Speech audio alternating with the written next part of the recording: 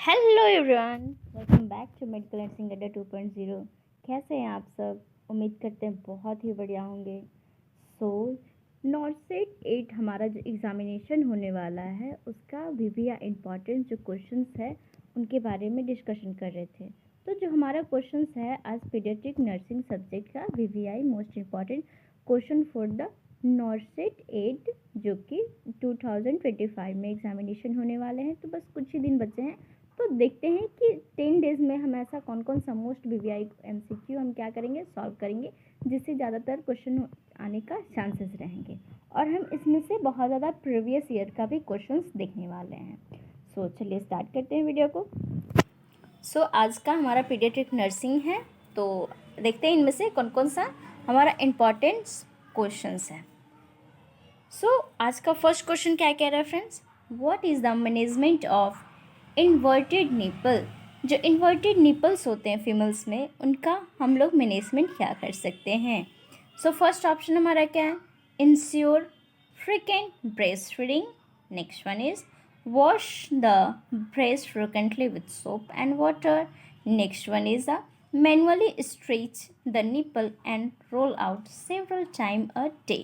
And last one is avoid pulling off the breast by the baby during sucking. इनमें से कौन सा option correct होगा? हमारा कह रहा है जो निपल इन्वर्टेड निपल है उनका मैनेजमेंट हम लोग कैसे कर सकते हैं। कौन सा ऑप्शन नंबर करेक्ट होगा फ्रेंड्स? तो ऑप्शन नंबर क्या होंगे? सी करेक्ट हो जाएंगे। Manually stretch the nipple and roll out several time a day. Okay, चलिए बढ़ते हैं नेक्स्ट क्वेश्चन की ओर फ्रेंड्स। चैनल को सब्सक्राइब नहीं किए तो चैनल को सब्सक्राइब कर दीजिएगा, वीडियो को लाइक कीजिएगा और कोई भी डाउट्स होते हैं तो कमेंट्स में ज़रूर पूछिएगा। चलिए नेक्स्ट क्वेश्चन क्या कह रहा है फ्रेंड्स? इन एन इन्फेंट, जो हमारे इन्फेंट हैं उनमें क्या देखने को मिलेगा? Heart beat is less than adult, respiration is less than adult, blood pressure is less than adult, haemoglobin is less than adult. इनमें से कौन सा ऑप्शन करेक्ट होंगे? क्या होंगे friends? Option number C correct हो जाएंगे। जो ब्लड प्रेशर होते हैं वो एडल्ट से क्या होते हैं? लेस होते हैं, और बाकी ज़्यादातर हार्ट बीट हो गए, रेस्पिरेशन रेट हो गए या फिर हीमोग्लोबिन हो गए, वो एडल्ट से ज़्यादा देखने को मिलते हैं। चलिए नेक्स्ट क्वेश्चन की ओर मूव ऑन करते हैं। नेक्स्ट क्वेश्चन क्या कह रहा है? In the following which reflex is present in neonates but not found in adult? इनमें से कौन सा ऐसा रिफ्लेक्स है जो कि न्यूनेट्स में क्या होते हैं? प्रेजेंट होते हैं बट एडल्ट में नहीं पाए जाते हैं। फर्स्ट ऑप्शन क्या है? Swelling, caking, blinking, fruiting. इनमें से कौन सा ऑप्शन करेक्ट होगा फ्रेंड्स? ऑप्शन नंबर क्या हो जाएंगे? डी करेक्ट हो जाएंगे।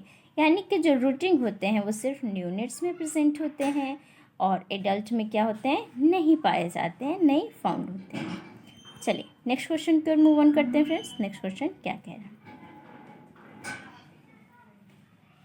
Amount of hemoglobin in neonates range between 10 to 12%, 10 to 12 gram percent.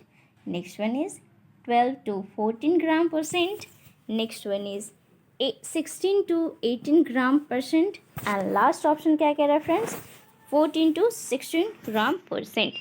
इनमें से कौन सा ऑप्शन करेक्ट होंगे? क्या हो जाएंगे? न्यूनेट्स में कितने रेंज के विटामिन में हमारा क्या होता है? हीमोग्लोबिन प्रेजेंट होते हैं। 16 to 18 ग्राम परसेंट क्या रहेंगे? न्यूनेट्स में हीमोग्लोबिन प्रेजेंट रहेंगे। चलिए नेक्स्ट क्वेश्चन की ओर मूव ऑन करते हैं। When a neonates head is turn slowly from right to left side, normally eye do not move, it shows the presence of.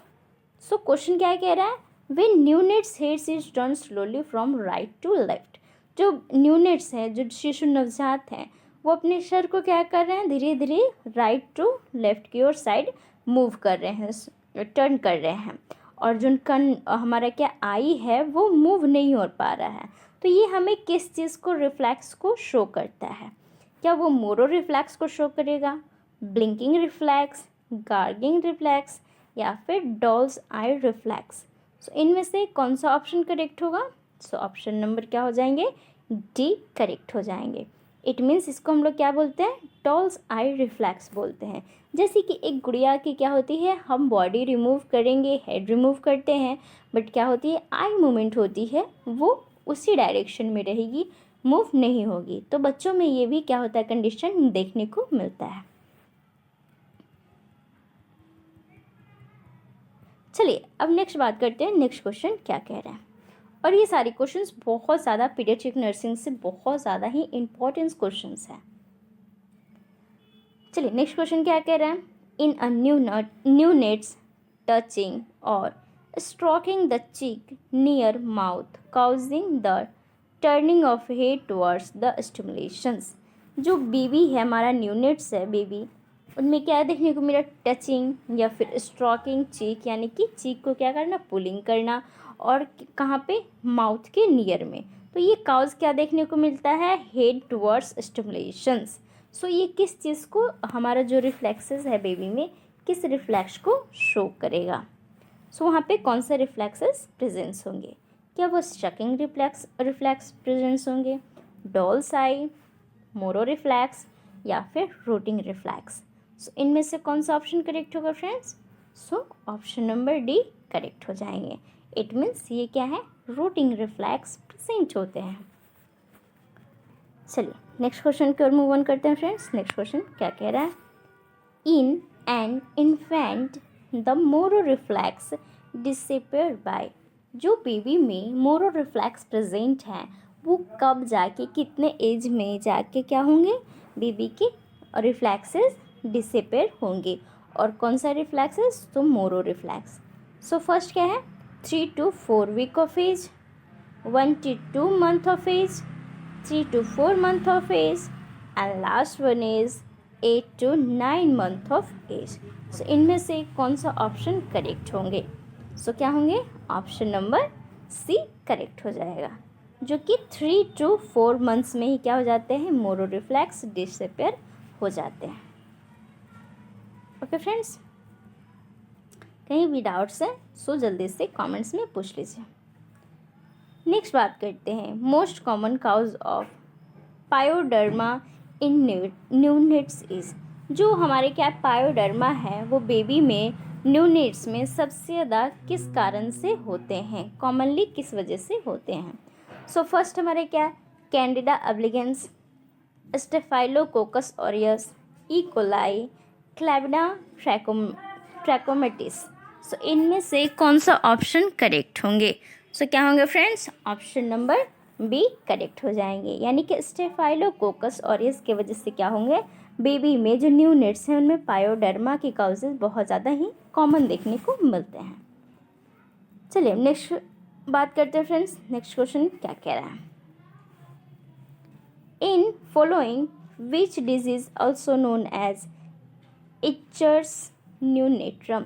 Eicher neonatorum कौन सा, किस जो डिजीज़ होते हैं उसको हम लोग किस नाम से जानते हैं, यानी कि इच्चर जो न्यूनेट्रम डिजीज़ है उसको अदर नेम क्या है।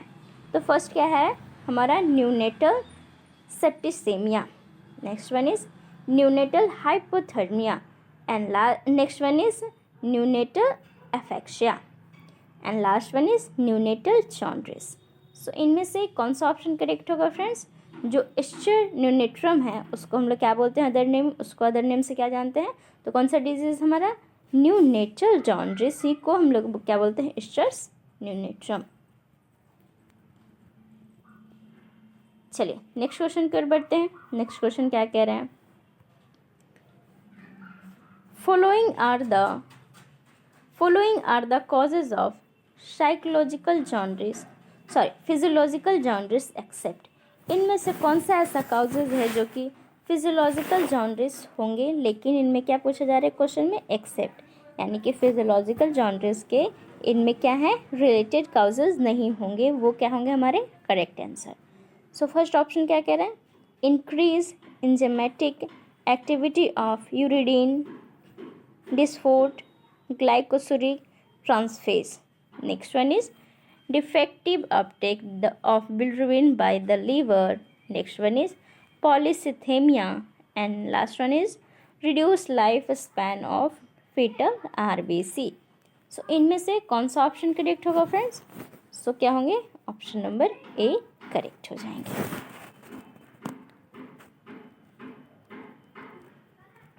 चलिए अब नेक्स्ट क्वेश्चन की ओर मूव ऑन करते हैं फ्रेंड्स। नेक्स्ट क्वेश्चन हमारा क्या कह रहा है?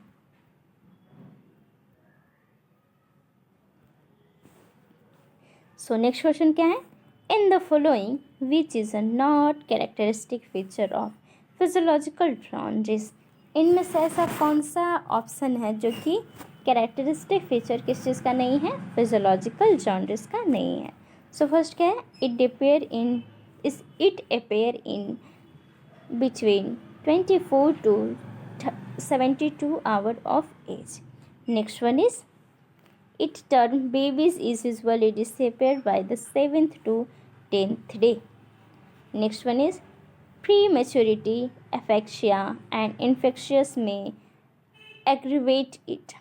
Next one is it appear within 24 hours. So इनमें से कौन सा ऑप्शन करेक्ट होगा फ्रेंड्स? सो क्या होंगे? ऑप्शन नंबर डी करेक्ट हो जाएंगे। यानी कि जो फिजियोलॉजिकल जॉन्डिस है वो उसका कैरेक्टरिस्टिक फीचर क्या नहीं होगा? तो ये क्या होंगे? ये अपेयर्स नहीं होते हैं क्या? 24 आवर्स में अपेयर्स नहीं देखने को मिलेंगे। यानी कि ये हमारा क्या है? नॉट अ कैरेक्टरिस्टिक फीचर्स है। ओके, चलिए नेक्स्ट क्वेश्चन कर मूव ऑन करते हैं। नेक्स्ट क्वेश्चन क्या कह रहे हैं? इन the following which is a not characteristic feature of pathological jaundice. In options में से कौन सा ऐसा ऑप्शंस है जो कैरेक्टरिस्टिक फीचर्स नहीं है किस चीज़ का? पैथोलॉजिकल जॉन्डिस का। सो फर्स्ट ऑप्शन क्या है? It appear with in 24 hours of birth. Next one is total bilirubin level is less then 15 mg per dl. Next one is serum bilirubin level does not exceed 15 mg per dl. Next one is direct bilirubin level is more than 2 mg per dl. Okay friends, so इनमें से कौन सा option correct हो जाएंगे? सो option number क्या होंगे? D correct हो जाएंगे। इट मीन्स जो हमारे पैथोलॉजिकल जॉन्डिस के कैरेक्टरिस्टिक फीचर होंगे नहीं होंगे वो कौन सा है? सीरम बिलिरुबिन जो कि 15 mg पर डीएल से एक्सीड नहीं होंगे, यानी कि ज़्यादा बढ़ेंगे नहीं, एक्सेसिव नहीं होंगे। चलिए नेक्स्ट क्वेश्चन की ओर बढ़ते हैं फ्रेंड्स। नेक्स्ट क्वेश्चन क्या कह रहा है? Kernicterus which may occur as a complication of jaundice is pathological condition of. Simple से कह रहा है जो कर्नेचर्स हैं वो कॉम्प्लिकेशन जो किस जॉन्डिस के कॉम्प्लिकेशन होंगे, यानी कि जो जॉन्डिस होगा वो कौन सा बॉडी पार्ट्स का कॉम्प्लिकेशन देखने को मिलेगा। और एक कंडीशन किस चीज़ का है? तो पैथोलॉजिकल कंडीशन है, तो कौन से बॉडी पार्ट्स में हमें देखने को मिलेंगे? तो फर्स्ट क्या है? Liver, brain, kidney, heart. So इनमें से कौन सा ऑप्शन करेक्ट होगा फ्रेंड्स? सो क्या होंगे? कौन सा बॉडी पे इफेक्ट पड़ेगा, कौन से पार्ट्स पे इफेक्ट पड़ेगा? सो जो कर्नेचर्स होते हैं वो ब्रेन पे इफेक्ट करेंगे।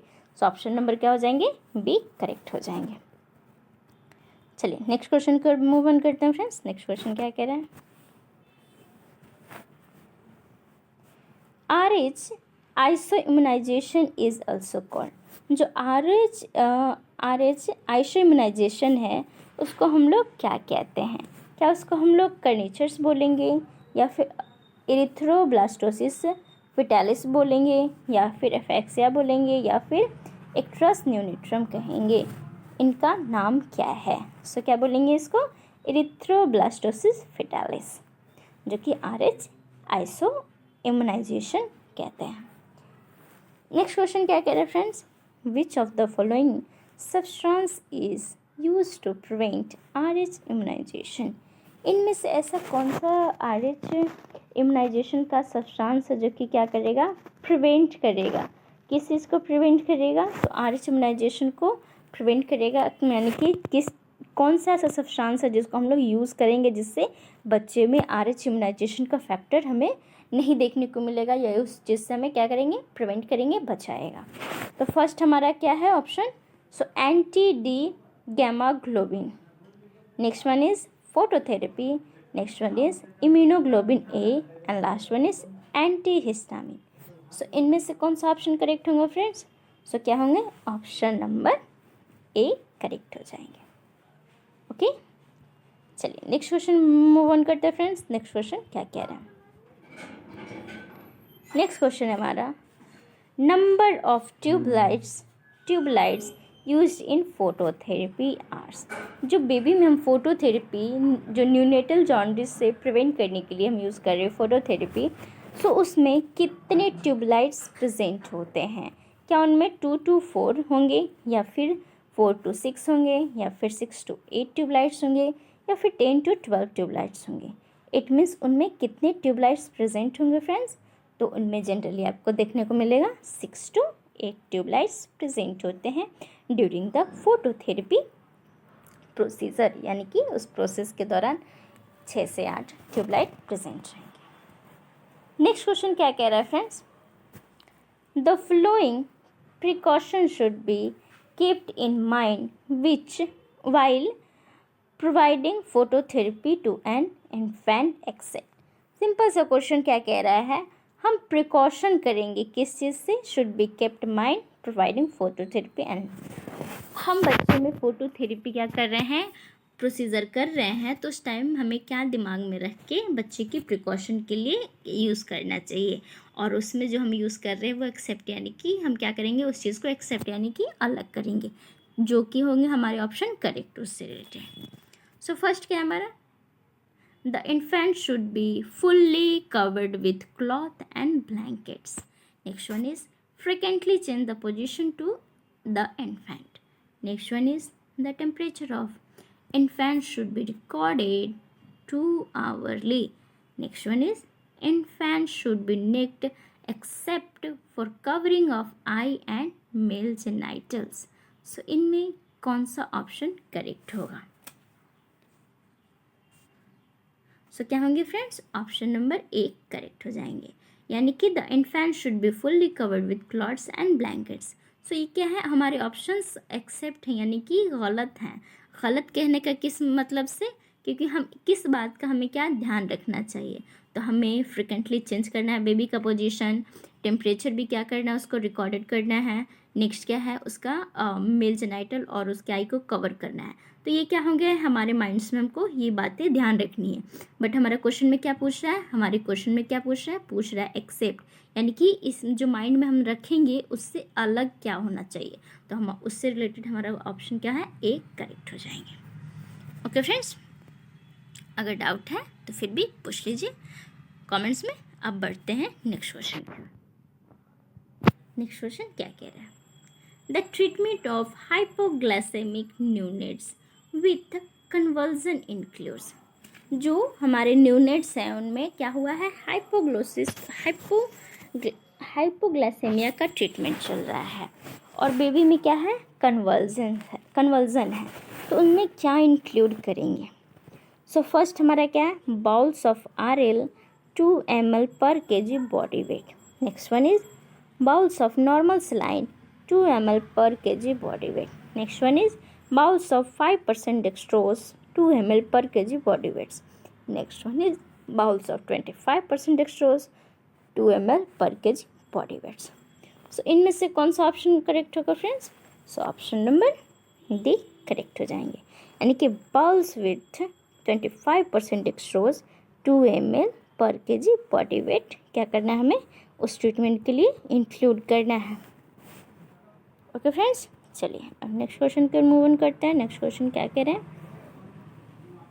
नेक्स्ट है what is the formula of body mass index, जिसको हम लोग क्या बोलते हैं? BMI, यानी कि बॉडी मास इंडेक्स को निकालने के लिए क्या फॉर्मूला करेक्ट है? तो फर्स्ट क्या है? BMI is equal to weight in kg height in centimetre. Next one is weight in kg height in centimetre. First में क्या है आपका डिफरेंस? यहाँ पे हाइट इन सेंटीमीटर स्क्वायर है, यहाँ पे क्या है आपको? हाइट इन सेंटीमीटर ओनली है। और नेक्स्ट क्या हमारा BMI है? BMI weight in kg height in metre per square. Next one is BMI weight in kg height in only metre. So इनमें से कौन सा ऑप्शन करेक्ट होंगे? सो कौन सा ऑप्शन करेक्ट होगा फ्रेंड्स? ऑप्शन नंबर क्या होंगे, सी करेक्ट हो जाएगा। यानी कि BMI का करेक्ट फॉर्मूला क्या है, weight in kg and height को क्या लेंगे, मीटर स्क्वायर में हम क्या करेंगे, कंप्लीट करेंगे। सो ये हमारा क्या है, correct BMI body mass index का फॉर्मूला है। चलिए नेक्स्ट क्वेश्चन की ओर मूव ऑन करते हैं फ्रेंड्स। नेक्स्ट क्वेश्चन क्या कह रहे हैं,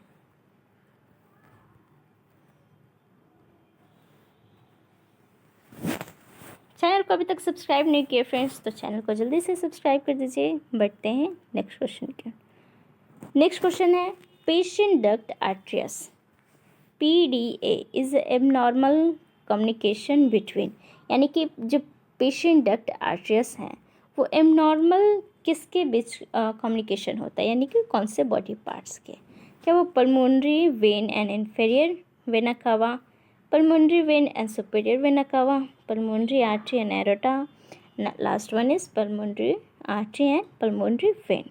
सो इनमें क्या होंगे, ऑप्शन नंबर सी करेक्ट हो जाएंगे, यानी कि pulmonary artery and aorta क्या हो जाएंगे, करेक्ट हो जाएंगे, जिससे एबनॉर्मल कम्युनिकेशन हो जाता है पेशिएंट डक्ट आर्टरियोसिस डिजीज में। चलिए नेक्स्ट बात करते हैं, इन the following which event does not happen in baby after the birth, इनमें से कौन सा ऐसा इवेंट है जो कि क्या होता है, बेबी आफ्टर बर्थ में नहीं देखने को मिलता है। तो फर्स्ट क्या है, closure of foramen ovalis, closure of ductus venosus, closure of Oddi sphincter and closure of ductus arteriosus. So इनमें क्या होंगे friends, option number C correct हो जाएंगे। ओके फ्रेंड्स, चलिए अब बढ़ते हैं नेक्स्ट क्वेश्चन की ओर। नेक्स्ट क्वेश्चन क्या कह रहे हैं, इन the following which is a cyanotic congenital heart disease, इनमें से कौन सा ऐसा साइनोटिक कंजेनाइटल हार्ट डिजीज है। सो फर्स्ट क्या है हमारा, एट्रियल सेप्टल डिफेक्ट होंगे, या फिर वेंट्रिकुलर सेप्टल डिफेक्ट होंगे, या फिर पेशिएंट डक्ट एट्रियस होंगे, या फिर ट्राइकस्पिड एट्रियस होंगे। तो क्या होंगे, ऑप्शन नंबर डी करेक्ट हो जाएगा। नेक्स्ट क्वेश्चन क्या कह रहा है friends, normal blood pressure of a baby of 1 year age is, जब बेबी इन्फेंट है 1 ईयर का है तो उनमें नॉर्मल ब्लड प्रेशर कितना होगा। तो 120/80 mm of Hg, 140/90 mm of Hg, 100 to 60 mm of Hg, या फिर 60 to 30 mm of Hg। तो क्या होंगे, उन बेबी में जो कि इन्फेंट है उनमें बेबी कितना नॉर्मल देखने को मिलेगा, 100/60 mm ऑफ Hg देखने को मिलेंगे। चलिए नेक्स्ट क्वेश्चन की ओर बढ़ते हैं। नेक्स्ट क्वेश्चन क्या कह रहा है friends, in the following which is the most common cause of persistent hypertension in children, इनमें से कौन सा ऐसा मोस्ट कॉमन काउज है जो कि परसिस्टेंट हाइपरटेंशन जब बेबी में होते हैं तब देखने को मिलते हैं। तो फर्स्ट है क्या है, फर्स्ट हमारा ऑप्शन क्या है, एडल्टो एस्ट्रोनिज्म। नेक्स्ट क्या है हमारा, chronic glomerulonephritis. Next one is Cushing syndrome. Next one is renal artery stenosis. So इनमें से कौन सा ऑप्शन करेक्ट होगा फ्रेंड्स, सो क्या हो जाएंगे, ऑप्शन नंबर बी करेक्ट हो जाएंगे। चलिए नेक्स्ट क्वेश्चन बढ़ते हैं friends, in which year baby friendly hospital intensive, it means BFHI was launch, यानी कि जो बेबी फ्रेंडली हॉस्पिटल इंटेंसिव है वो कब लॉन्च हुआ था। क्या वो 1985 में लॉन्च हुए थे, 1987 में लॉन्च हुए थे, 1992 में लॉन्च हुए थे, या 1999 में लॉन्च हुए थे। सो इनमें से कौन सा ऑप्शन करेक्ट होंगे, सो क्या होंगे friends, option number C correct हो जाएगा, यानी कि BFHI baby friendly hospital intensive 1992 में क्या हुए थे, लॉन्च हुए थे। चलिए नेक्स्ट क्वेश्चन कर मूव ऑन करते हैं friends, what is the main objective of baby friendly hospital intensive, यानी कि जो हमारा बेबी फ्रेंडली हॉस्पिटल ओपन हुआ था, लॉन्च हुआ था, उसका मेन ऑब्जेक्टिव क्या था। To immunise all the baby, to provide adequate MCHR, next one is to provide the breastfeeding practice, to provide family planning services। So इनमें से कौन सा ऑप्शन करेक्ट होगा friends? Option number C correct हो जाएंगे। चलिए नेक्स्ट बात करते हैं। नेक्स्ट क्वेश्चन क्या कह रहा है friends? What is the full form of ICDS, यानी कि ICDS का फुल फॉर्म क्या होगा? सो फर्स्ट क्या है हमारा? International child development scheme, Indian child development system, Indian child development, international child development services, integrated child development scheme. So इनमें से कौन सा ऑप्शन करेक्ट होगा फ्रेंड्स? सो क्या होंगे? ऑप्शन नंबर डी करेक्ट हो जाएंगे, यानी कि integrated child development scheme are option are correct. और ये सब क्वेश्चन जो है ना, ये बहुत ही ज़्यादा क्या होंगे? आपके VVI क्वेश्चंस में आएंगे, यानी कि जो नॉर्सेट 8 एग्जामिनेशन होने वाले हैं हमारे, उनमें ये क्वेश्चंस बहुत ज़्यादा कॉमन है और पूछे जा सकते हैं। चलिए नेक्स्ट क्वेश्चन की ओर मूव ऑन करते हैं फ्रेंड्स। नेक्स्ट क्वेश्चन क्या कह रहा है? In which year government of India start ICDS programme? जो ICDS यानी कि इंटीग्रेटेड चाइल्ड डेवलपमेंट स्कीम था, वो प्रोग्राम कब स्टार्ट किया गया था? क्या वो 1962 में, 1975 में, 1992 में या फिर 2000 में? यानी कि कब स्टार्ट किए गए थे? तो 1975 में क्या किया गया था? ICDS का प्रोग्राम स्टार्ट किया गया था गवर्नमेंट ऑफ इंडिया के थ्रू। चलिए नेक्स्ट क्वेश्चन क्या कह रहा है friends? What is the full form of IMNCI, यानी कि जो IMNCI का फुल फॉर्म है वो क्या है? International management of newborn and childhood illness. Next क्या है? Indian maintenance of newborn and childhood illness. Next one is integrated management of neonatal and childhood illnesses. And last हमारा option क्या कह रहा है friends? Incorporated management of neonatal and childhood illness. So इनमें से कौन सा option correct होगा फ्रेंड्स? सो ऑप्शन नंबर कौन सा करेक्ट हो जाएंगे? ऑप्शन नंबर सी करेक्ट हो जाएंगे। चलिए अब कोई डाउट्स होता है तो जल्दी से कमेंट्स में पूछ लीजिए। आप पढ़ते हैं नेक्स्ट क्वेश्चन की ओर। और चैनल को जिन्होंने अभी तक सब्सक्राइब नहीं किया है वो जल्दी से चैनल को सब्सक्राइब कर दें। और बहुत ज़्यादा इन्फॉर्मेटिव आपके लिए VVI MCQ इसी चैनल पे आने वाले हैं, तो सब्सक्राइब कर लीजिएगा मेडिकल नर्सिंग अड्डा 2.0 को और नोटिफिकेशन ऑन कर लीजिएगा। अब बढ़ते हैं नेक्स्ट क्वेश्चन की ओर फ्रेंड्स। नेक्स्ट क्वेश्चन क्या कह रहे हैं? What is the overall objective of IMNCI, यानी कि जो IMNCI के ओवरऑल ऑब्जेक्टिव्स क्या थे? सो फर्स्ट हमारा क्या ऑप्शन है? To reduce under 5 mobility and mortality. Next one is to immunize all the newborn. Next one is to provide health education to needy people. Next one is to avoid training to LHVs and ANMs. So इनमें से कौन सा option correct होगा friends? तो क्या होंगे? Option number A correct हो जाएंगे, यानी कि जो IMNC का जो हमारा क्या ऑब्जेक्टिव था ओवरऑल, वो अंडर 5 क्या थे? मोर्टेलिटी एंड मोबिलिटी के रिड्यूस करने का था, यानी कि जो पेशेंट बीमार हो रहे थे और जो मोर्टेलिटी रेट इंक्रीज़ हो रहा था उसको क्या करना था? अंडर 5 क्लिनिक के अंदर क्या करना था? उसको रिड्यूस करने का था ओवरऑल इसका ऑब्जेक्टिव्स। चलिए अब बढ़ते हैं नेक्स्ट क्वेश्चन की।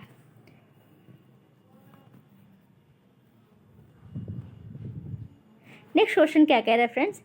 इन the following which is not a live attenuated vaccines. इनमें से कौन सा ऐसा वैक्सीन है जो कि लाइव एटेन्यूएटेड वैक्सीन्स नहीं है? तो फर्स्ट क्या है हमारा? IPV। नेक्स्ट क्या है? BCG। नेक्स्ट क्या है? मीजल्स। एंड लास्ट क्या है? OPV। सो इनमें से कौन सा ऑप्शन आपका करेक्ट हो जाएगा?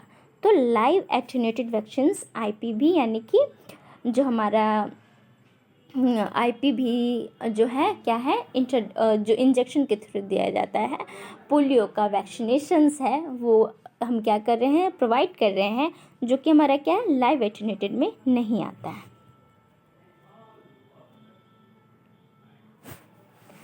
नेक्स्ट क्वेश्चन कर बढ़ते हैं फ्रेंड्स। नेक्स्ट क्वेश्चन क्या कह रहा है? In the following which is not a killed vaccines. इनमें से कौन सा ऐसा डिजीज़ है जिसमें क्या है? ऐसा कौन सा वैक्सीन्स है जो कि किल्ड वैक्सीन्स नहीं हैं। तो फर्स्ट क्या है, पर्टूसिस, कोलरा, एमएमआर या फिर साल्क पोलियो, जिसको हम लोग क्या बोलते हैं, आईपीवी बोलते हैं। तो इनमें से कौन सा ऐसा ऑप्शन है जो कि किल्ड वैक्सीन नहीं है? तो क्या होंगे, कौन सा ऑप्शन नंबर करेक्ट हो जाएंगे फ्रेंड्स? तो ऑप्शन नंबर सी करेक्ट हो जाएंगे, यानी कि एमएमआर जो मिजिल्स, मम्स, रुबेला का जो वैक्सीन था वो किल्ड लाइव वैक्सीन्स नहीं है। चलिए नेक्स्ट क्वेश्चन की ओर बढ़ते हैं फ्रेंड्स। नेक्स्ट क्वेश्चन क्या कह रहा है? नेक्स्ट क्वेश्चन है पेंटा 5 वैक्सीन्स प्रोटेक्ट्स अगेंस्ट। जो पेंटा 5 वैक्सीन्स है उसके अंदर कौन कौन सा वैक्सीन्स आते हैं और किसके अगेंस्ट, कौन कौन सी डिजीज़ के अगेंस्ट क्या करेगा, वो फाइट करेगा और उस इलनेस को होने से रोकेगा, प्रिवेंट करेगा। तो फर्स्ट ऑप्शन क्या है, diphtheria, pertussis, tetanus, hepatitis B, haemophilus and influenza, haemophilus influenza type B. Next one is polio, tuberculosis, diphtheria, pertussis, tetanus. Next क्या है, measles, mumps, rubella, TB, polio. Next one is diphtheria, pertussis, tetanus, polio and measles. तो इनमें से बहुत ही easy option है friends, कौन सा ऑप्शन होगा? तो of course option number A correct हो जाएंगे, यानी कि डीपीटी। तो फर्स्ट क्या होंगे, डीपीटी, यानी कि डिप्थेरिया, परटूसिस एंड टेटनस। उसके साथ चौथा क्या आता है, हेपेटाइटिस बी। एंड पांचवा क्या होगा, हेमोफिलस इन्फ्लुएंजा टाइप बी। तो ये क्या हो जाएंगे हमारा 5, यानी कि पेंटा 5 वैक्सीन्स प्रोटेक्ट्स अगेंस्ट किसके किसके करेगा, DPT and hepatitis B and influenza type B. Okay friends, कोई डाउट है तो जल्दी से कमेंट्स में पूछ लीजिए। अब बढ़ते हैं नेक्स्ट क्वेश्चन की ओर। सो नेक्स्ट क्वेश्चन क्या कह रहा है?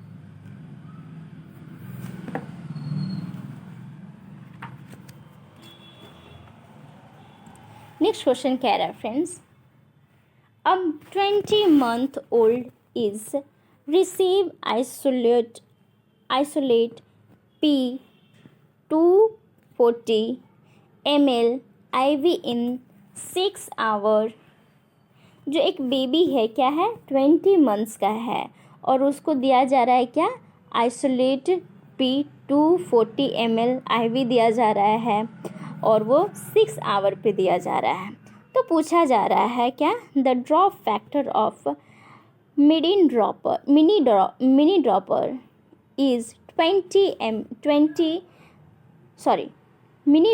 Is 60 drops per ml.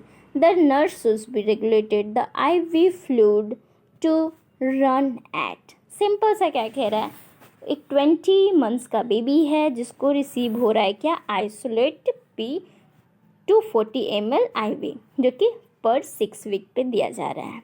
Next क्या है, इसका ड्रॉप फैक्टर है क्या, मिनिमम जो ड्रॉप है वो 60 ml पर ड्रॉप है। जो नर्स है वो क्या IV फ्लूइड को कैसे रेगुलेट करेगी, रन करेगी, यानी कि उसको कैसे प्रोवाइड करेगी। तो ऑप्शन पहला क्या है, 20 ड्रॉप पर मिनट्स देंगे या फिर 36 ड्रॉप पर मिनट देंगे या फिर 60 ड्रॉप पर मिनट देंगे या फिर 40 ड्रॉप पर मिनट्स देंगे। तो इनमें से कौन सा ऑप्शन करेक्ट होगा? सो क्या हो जाएंगे, ऑप्शन नंबर डी करेक्ट हो जाएंगे, यानी इस पेशेंट को, उस बेबी को हमें 40 ड्रॉप्स पर मिनट क्या करना है, प्रोवाइड करनी है। ओके फ्रेंड्स, चलिए अब बढ़ते हैं नेक्स्ट क्वेश्चन की ओर। In India which year to expand program of immunization was launch, जिसको हम लोग EPI भी बोलते हैं, यानी कि एक्सपैंड प्रोग्राम ऑफ इम्यूनाइजेशन कब लॉन्च हुआ था? क्या वो 1974 में लॉन्च हुए थे, 1985 में, 1987 में, 1978 में? तो इस वो जो प्रोग्राम हमारा एक्सपैंड प्रोग्राम ऑफ इम्यूनाइजेशन था वो कब लॉन्च हुआ था? तो वो लॉन्च हुए थे कब, यानी कि 1992 में क्या हुआ था, प्रोग्राम लॉन्च हुए थे। ओके फ्रेंड्स, चलिए अब नेक्स्ट क्वेश्चन की ओर बढ़ते हैं फ्रेंड्स। नेक्स्ट क्वेश्चन क्या कह रहा है, थोड़ा सा आपको देखने में ब्लर लग रहा होगा बट मैं कोशिश करती हूँ पूरा बताने की। सो इनमें हमारा क्या है, in the following which statement is false. इनमें से कौन सा ऐसा स्टेटमेंट है जो कि फॉल्स है? तो पहला ध्यान से सुनिएगा, पहला ऑप्शन क्या है, calorie requirement gradually decrease from infancy to adulthood in terms of per kg body weight. Next one is total calorie requirement gradually increase from infancy to adulthood. Next क्या है? In a balanced diet, 50% of calorie is provided by carbohydrate. Next one is during toddler age, the calorie requirement of 40 calorie per kg of body weight. So इनमें से कौन सा option correct हो जाएंगे? So क्या होगा friends? Option number D correct हो जाएंगे। यानी कि जो टॉडलर एज के बच्चे हैं उनको हमें क्या चाहिए? उनके बॉडी वेट के अकॉर्डिंग 40 कैलोरी, आपको बच्चे के बॉडी वेट के अकॉर्डिंग टॉडलर में 40 कैलोरी पर केजी बॉडी वेट के अकॉर्डिंग क्या करना है? टॉडलर एज में प्रोवाइड करनी है। तो ऑप्शन नंबर डी करेक्ट हो जाएंगे। ओके फ्रेंड्स, चलिए अब नेक्स्ट क्वेश्चन पर मूव ऑन करते हैं। नेक्स्ट क्वेश्चन क्या कह रहा है?